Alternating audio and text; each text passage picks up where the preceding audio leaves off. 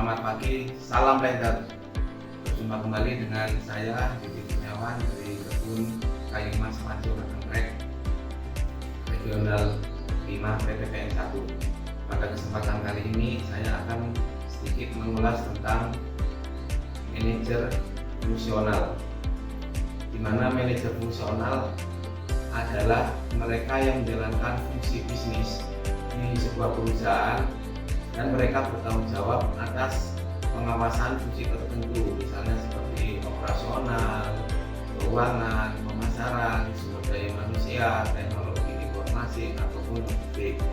Mari kita ulas satu persatu, yaitu tentang strategic manajemen operasional, di mana pada manajemen operasional ini kita diwajibkan atau kita diharuskan mempunyai strategi untuk mengelola proses produksi dan operasional di suatu organisasi ataupun perusahaan untuk menciptakan dan memberikan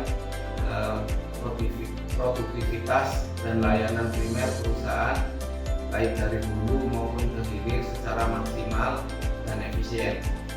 Karena manajemen adalah sebuah seni, ya, untuk mencapai sebuah tujuan sudah dapat dipastikan di dalamnya terdapat beberapa tahapan yang perlu dilakukan agar dapat tercapai target tertentu, dilakukan dengan semisal planning, organizing, staffing, leading ataupun controlling, atau yang disebut dengan fungsi-fungsi dari manajerial tersebut. Dan selanjutnya ada juga yang kedua terkait dengan strategi manajemen sumber daya manusia atau SDM, di mana pada strategi yang kedua ini memfokuskan pada pengelolaan sumber daya manusia di dalam sebuah organisasi, termasuk seperti gimana cara rekrutmen, pelatihan, pengembangan karyawan, evaluasi kinerja, dan manajemen konflik itu sendiri.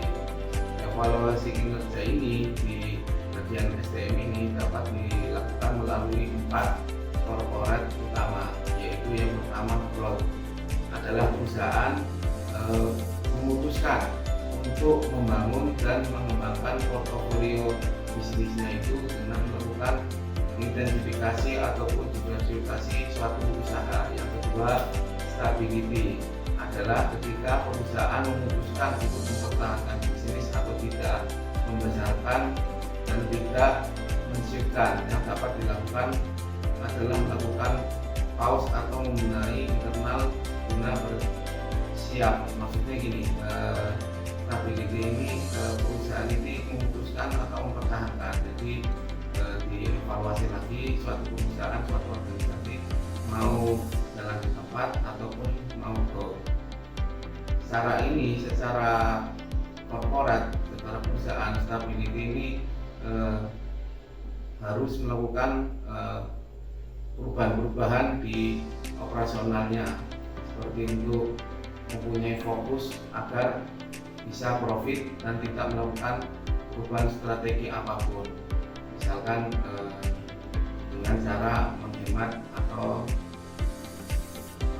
melakukan inovasi yang bisa menekan biaya-biaya atau tenaga pokok.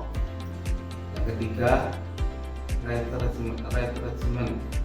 retrenchment ini istilahnya itu tadi yang saya sebutkan pertama, yaitu penghematan, di mana ketika perusahaan hendak menciptakan skala bisnisnya yang lama-lama mungkin menciptakan lagi scope bisnisnya, bahkan menutup suatu bisnis, dapat dilakukan menarik investasi yang telah dimasukkan dalam suatu bisnis atau turun around lagi atau putar balik lagi, adalah upaya menyelamatkan yang dilakukan digunakan untuk berubah proses bisnis tersebut, proses bisnis yang lagi sakit agar menjadi sehat kembali.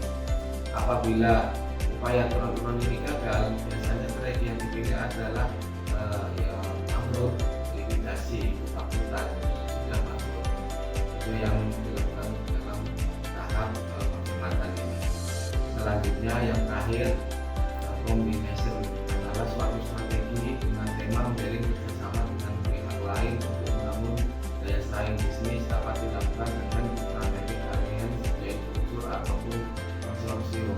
Kita dilakukan seperti macam KSO kerjasama operasional usaha lainnya dengan perusahaan-perusahaan lainnya. Di samping itu juga ada dalam SDM itu memanage manpower planning atau MPP, di mana manpower planning ini disesuaikan dengan kebutuhan dari suatu perusahaan. Untuk selanjutnya yang ketiga, kita membahas tentang manajemen strategi keuangan.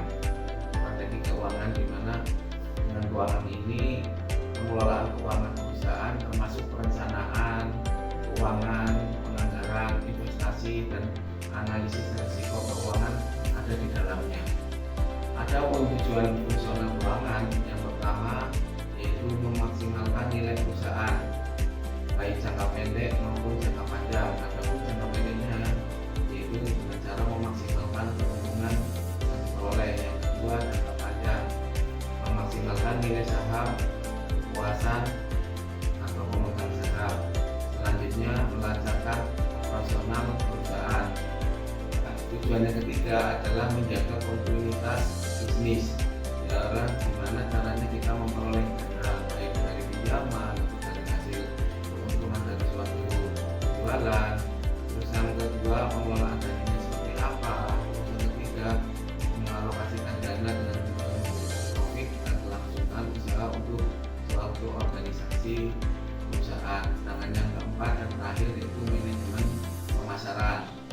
Di pemasaran ini kita memiliki konsep strategi, di mana caranya strategi dan pemasaran kita untuk mempromosikan produk dan layanan kepada konsumen sehingga konsumen tertarik dan serta membangun hubungan dengan pelanggan. Dengan tujuan itu, tujuan dari suatu organisasi dapat tercapai secara efektif dan efisien berupa keuntungan apabila